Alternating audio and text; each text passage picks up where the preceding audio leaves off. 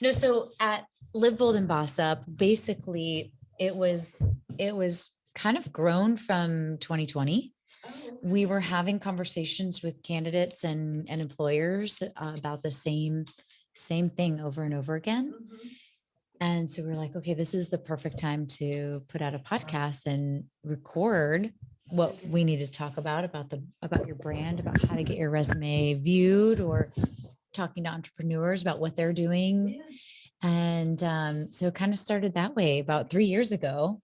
Okay. Yeah. And good. And so it's evolving. It's evolving. It's evolving. We've kind of morphed into creating this podcast where we like reach out to people about resumes and interviewing, and then now more interviewing leaders around the community on their successes and failures and what they've learned in creating companies and sharing their stories. Okay. And so to answer any questions. Right. So we were like, if we could have you on, we would be like overjoyed, because having a female business owner, right, here in the Tampa Bay area. Right. And so you've recently moved to the Tampa area, right? Is this on? Yeah. Right? Yeah, Right. absolutely. Okay, I like this. All right. So yes, just moved our company from New York City. We closed our doors on October 15th. Wow. We were in something called the Nomad area north of Madison Square Park. It was regentrifying and very hip. And we opened our doors here on Central on November 1st. Wow. Yeah. What made you choose Tampa? Exactly. I was gonna ask that. Exactly. So Tampa Bay region, we're in St. Pete, and we chose it after looking at a number of cities. A couple of things inspired the move in the first place. One, my mentor, professor, was when I was at University of Southern California, is a person named Art Laffer. He's a very well-known economist, known for his tax policy, which effectively says if you raise taxes on people too much, they will leave. And so as we were scaling into profitability, he said to me, okay, now you have to get out of New York because it has the highest tax rates in the country. And so that was one of the things. And he actually introduced me to Governor DeSantis. And Really? yes. Wonderful. And his wife, Casey, and just fell in love with who they are and really love the pro-business, pro-innovation vibe here and leadership here in Florida. So that was a start. And then as we were going around saying, okay, low tax or no tax, we were going around to different cities. And at the end, it was between Charleston, South Carolina, and the Tampa Bay region. Really? And we toured both and really felt that the Tampa Bay region was the closest to the next Austin.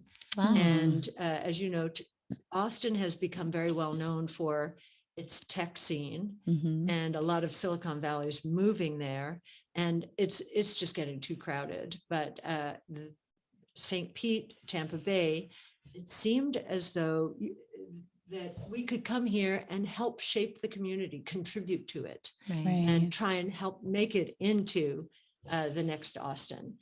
So that was, and I would say just walking around the streets here, the vibe here is so positive and high energy and young and vibrant and, enthusiastic that, it was contagious, so. I love that. Yeah. Being born and raised in St. Pete, I love hearing you say that because it wasn't like that. I mean, 10, 15 years ago, it was a completely different city or a completely different vibe, especially downtown. Yeah, someone told me it was the forgotten city in Florida. Everything around it was starting to develop. And so really happy that we can come and help continue to move it forward, because obviously a lot has changed in the last 10 to 12 years. No, it's so exciting. Yeah. So technology wise, like, where did you get your start is like my question, because being a female in technology, obviously that's that's a big thing. And then bringing it to Tampa Bay area is even better for us. So like, how did you get your start? And like, what is your story? Yeah. Okay. Well, my father, Irish immigrant, both of my parents, Irish immigrants. My father became a design engineer. He got most of his education actually in the Irish Army and the American Air Force at a time where radar systems were the next big thing, the technology, especially in the defense sector. So he became an expert and had to go around the world. We never knew what he was doing, in these different places, but this was a very important technology for the Defense Department. So he imbued me with a love of technology because really it flattened or it leveled the playing field for him. Nobody else really knew, about radar systems. So he rolled up his sleeves and just got right to it, trying to understand everything about radar systems. And that gave him his big break here in the United States. So very much understood that, levels the playing field.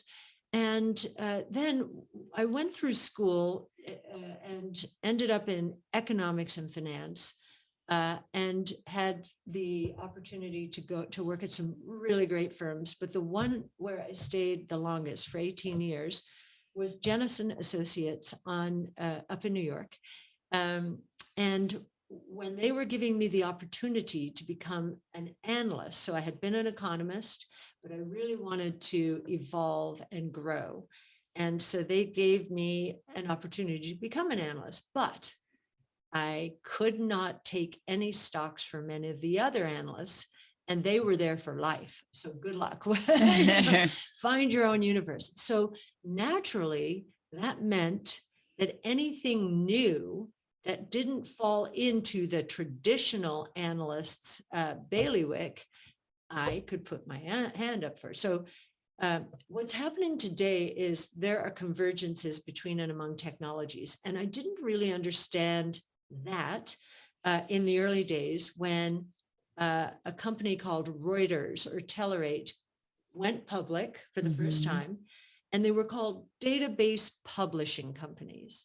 Well, the database analyst or the technology analyst didn't want it because it had the word publishing in it. And the publishing analyst didn't want it either because it had the word database in it. And so what I used to call them is fall through the cracks. Right? So I got those. Right. And I waited around for new companies, and they ended. So database publishing became the internet. These weird sounding convergences, like what is this?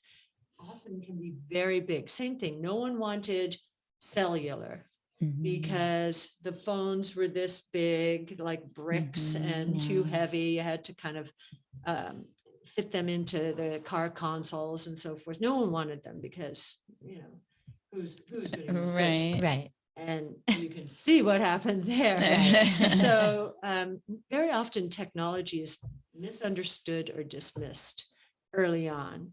And because many people don't use their imaginations and say, well, this brick could turn into like, right. How do you condense it in my pocket? Yeah. Right. And, oh, you mean I can have a phone number and someone can reach me with my phone number, even though I'm not in New York City? Right. What? That was, people couldn't Isn't get that their crazy? heads around Yeah. it just because of the way the telecommunications ecosystem had evolved.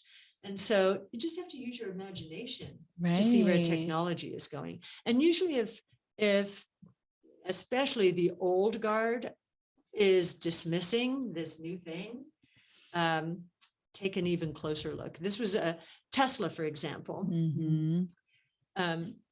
Most auto manufacturers, when we started the business in 2014, most auto manufacturers were paying attention to this service called IHS. And IHS was paying attention to the auto manufacturers who were saying electric vehicles are not going to happen for 2 decades. This was in 2014. Last year, we sold 4.8 million. Right. The Which is projection crazy. at that time for this year was 250,000 globally. Wow. So, and this year we'll probably do closer to 8 million. Think about that. Wow. So very low expectations. So when I see the old guard saying, technology's not ready, it's not worth our while to invest in it right now. And, Right. we'll do some R&D, but that's when I really take a close look. Right. at the Very technologies. interesting. You're Yeah. like, good, you're not giving me the green light. That Yeah, means I yeah, have a yeah, green yeah, light, yeah. right? That means a young company that's aggressive can come around and disturb the old world, Mhm. mostly because the old world, including the analysts, the auto analysts, they didn't take Tesla seriously. They made fun of Tesla. They basically said, oh, right. So this company thinks that it is going to put a battery lined with cylindrical cells, like what we put in our cell phones Mhm. along the bottom. They're going to roll a car out on top of cell phone batteries, which, oh, by the way, are blowing up in airplanes these days. Oh, geez. So they didn't even take him seriously, and Right. because the engineering feat was too difficult, they thought it was impossible. He did what they thought was impossible. Wow. Wow. ARK Invest coming to Tampa. Like, what does that mean for Tampa Bay? Well, we're getting involved with the community in a number of ways. We almost immediately, but even before we got here, we started working with what was called the Tampa Bay Innovation Center and now is ARK Innovation Center. Now, I didn't really want our name on anything. I certainly never want my name on anything, but the community thought that our name might attract technology companies and talent and so forth. So for the good of the community, we did, but so we're helping to finance it and have the naming rights therefore. So that's the first thing we're doing. We're creating, now that the building won't be finished until I think it's June, July of 2023.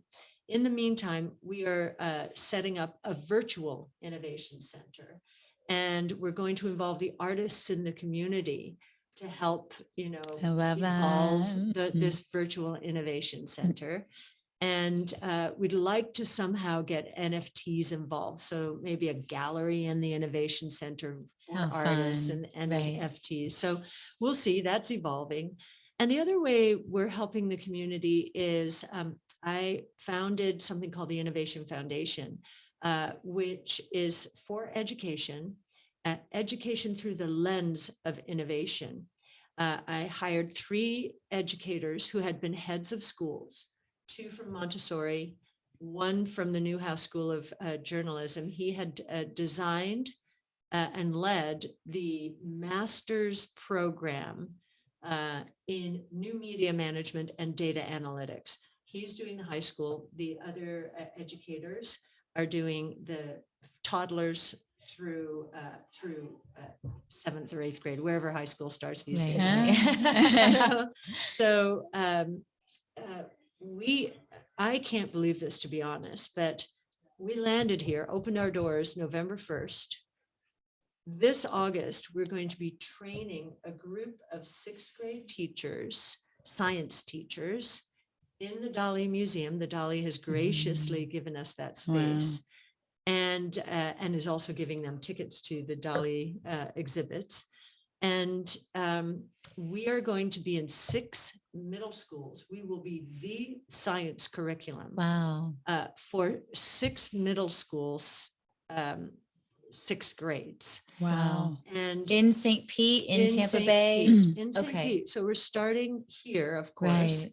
Because the superintendent of education, Mike Grego, who just retired, felt passionate about getting innovation into the schools, Right. teaching children, inspiring them Yes. about the way the world's going to work, Mhm. getting them excited. This idea of leveling the playing field, especially for those in, lower socioeconomic levels, to basically be able to tell them, as we have done in pilot tests up in Danbury, Connecticut, 6-class seminar on drones for 10th, 11th, 12th graders, and a 6-part seminar on 3D printing for 4th and 5th graders. And at the end, we were able to tell these children, okay, now you know more about drones or 3D printing than 95 to 99% of the people in the United States. That's If this amazing. inspires you, go for it. Follow Tasha Keeney or Sam Corus, our Right. analysts, who are our 3D printing and drone analysts, and see who they follow. Follow those people. Who inspires you? So this idea of, having children use their Right. own initiative and educate themselves about something, which is what they do. What do they? And we would also like to bring, perhaps, we'll see how this works, some kind of gamification into the learning system. How would you do that? Potentially NFTs, which would be rewards. And we would try, Kellen Carter, who's our corporate counsel and our chief compliance officer, is on the board of the foundation. He came from very tough economic circumstances in Philadelphia. I mean, it's a miracle that he made it, and God bless him, because he's amazing. So he's passionate about this topic. I'm trying to see, I was going to give you a story. Yes, he told us a story, and we've got to get the source for this, but apparently there was an experiment on students, and the first set of students were told that they were going to have a test. And of course, you get the eyes rolling, Right. and slouching, and they Who don't likes like tests? and, No. yeah, and they didn't do very well. Right.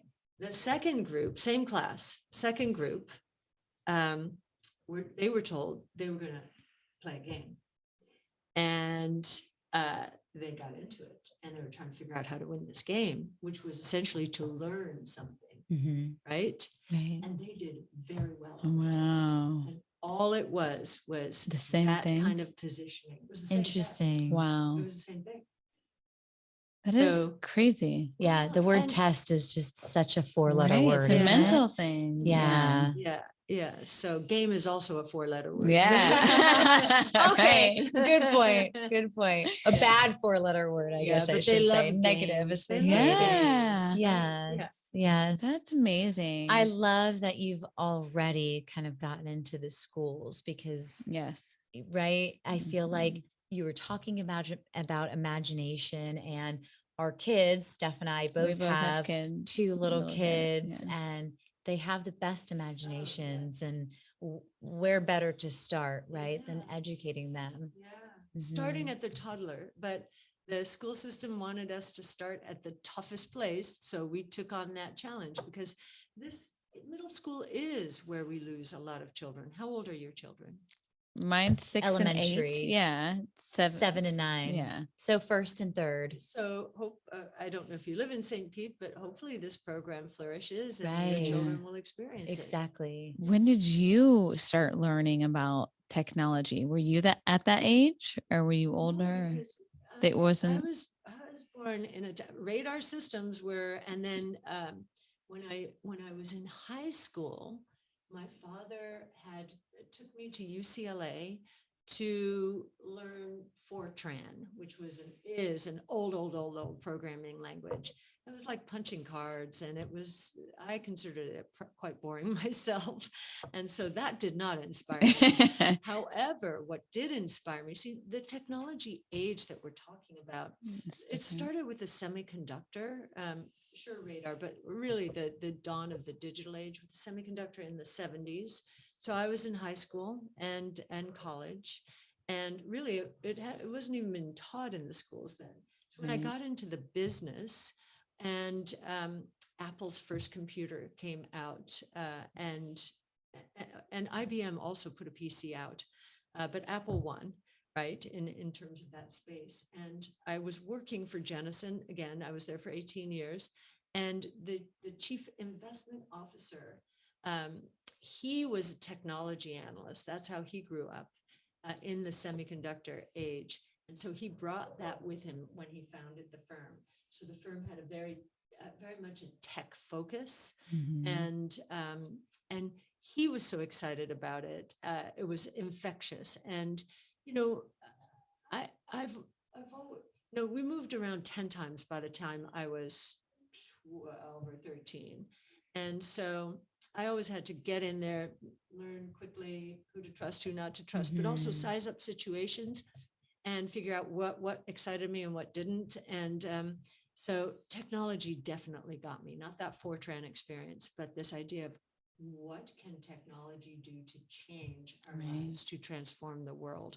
And so ARK Invest is that on steroids. That's all Right. we do. I love that. I think that's a great, like, not a stopping point, because I feel like we can talk forever and I can sit here and talk to you forever because you just have so much great information. But thank you so much for like Yeah, thank sharing you that for with taking some us. time and Pleasure. sharing. My Yeah. pleasure. Yeah, that We're was great. great to meet And you both. welcome to Tampa Bay. Yes, Thank we're you. so Love happy it to here. have you. Love it here. I've Yeah. loved every moment. Not a regret. You know, not a Good. regret. And I still have a home in Connecticut, but I haven't gone there except for a couple of weekends. I have beautiful gardens, a beautiful reservoir, beautiful everything, Yes. but I don't miss it Right. because I love And the, St. Pete and the Tampa Bay that's region so good. much. Yeah. I have a Aw. sister in Connecticut. She lives in like Bridgeport area, Bridgeport, which is not far from Mhm. Danbury, right? Danbury, and I Right. lived in Wilton, which is even Okay. closer to Oh, Bridgeport. really? Yeah. Aw. And it's beautiful. Like she Mhm. has a beautiful garden. In the summer, it's beautiful. In the winter, it can get a little cold. To say the Raw. least. Yes. Yeah. But it is beautiful up there. But Mm. Tampa is a great place to be. St. Pete, Tampa Bay Right. area. I was born and raised in St. Pete, so that's where my heart is. So we're just happy to have you here. You too? Yeah. Well, I pretty much have, I call myself Yeah. a Floridian because I've been here since I was 4, Oh, but my family's from Rhode Island, which is not too far from not too far. Connecticut. There we go. So I do agree. It's beautiful in the summertime up there. It's just perfect. But my home is certainly St. Pete, Tampa Bay area. We love it here. So we're really excited that you're here and your company's here. Yes. Yeah, I'm excited to see what happens in the next couple of years. Well, we're excited too. Yeah. Yay. Well, thank Especially you. that you're in the Yeah. school system too. That's Oh, really that's exciting. great. That's exciting. Yeah. For us having kids growing Yes. up in this area. Right. Yeah. Yeah. So, Aw, well, thank thank you so you. much. Yes, and you know what? Your children will inspire us. Our I analysts who hope are very so. young, Yes. they inspire me. Oh. And Right. so I think that's one of, as parents, one of the things we need to do is look forward to our children inspiring Right. us. Right. You know, Yes, because coming. they're so imaginative and Right. they just, they just have all of these like happy-go-lucky ideas, right? And we just Usually, I like, don't know we what it cut them is. off and we're We like, no, do. that's not possible. Right. We do that and we Yeah. shouldn't. We should kind of open up to that. Right. That would help us in our career for sure. Mhm. Yeah. And them too. Well, thank you. All right. Oh, All right. thank Great you. to All right, meet you both. Cathie. Congratulations on your Thank podcast. you.